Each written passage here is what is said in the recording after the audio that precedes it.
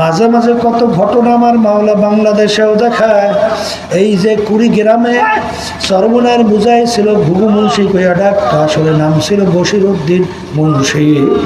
তিনি দুনিয়ার থেকে বিদায় নিয়ে কবরে যাওয়ার পরে 32 বছর পরে যখন নদীর ভাঙ্গলে তার কবর ভাইঙা গেল, কাফনের কাফন সহ আনাম তাজা লাশ বের হইয়া আসলো। বাজান এখন উঠাই এনে আব্বাজান রহমাতুল্লাহ আলাই ধল্লা নদীর কিনারে মাদ্রাসার সামনে ফজলুল হলো। 32 বছর পরে আবার সেখানে নতুনভাবে দাফন করছে।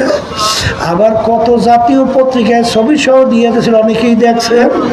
বাজান যত ঘটনা মাঝে মাঝে কবরে আমার মালিক দেখায়, কাপনের কাপড় সহ লাশ তাজা, নেককার পরহেজগার আল্লাহ ওয়ালা ছাড়া দেখা যায় না।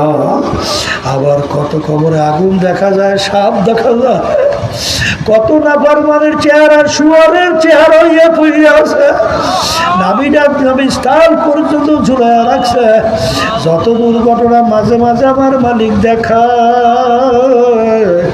হারামখোর, ঘুষখোর, মিথ্যাবাদী, জুলুমবাজ, বেপরদায় চলুন না, আরে সারা কিন্তু দেখা যায় না। এই জন্য আমার বাজানদেরকে বলবো, সবসময় চলো, রাস্তায় হাঁটো, বিছনায় ঘুমাও, কাজকর্ম করো, আর সবসময় খেয়াল রাখো ও মুসাফির বান্দো গাঠুরি,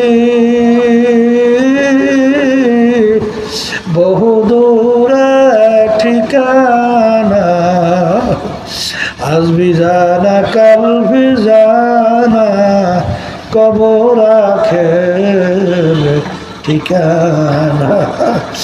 এমন ঘরে যাইতে হবে যেই ঘর নাই বাতি, এমন ঘরে থাকতে হবে যেই ঘরে নাই সাথী।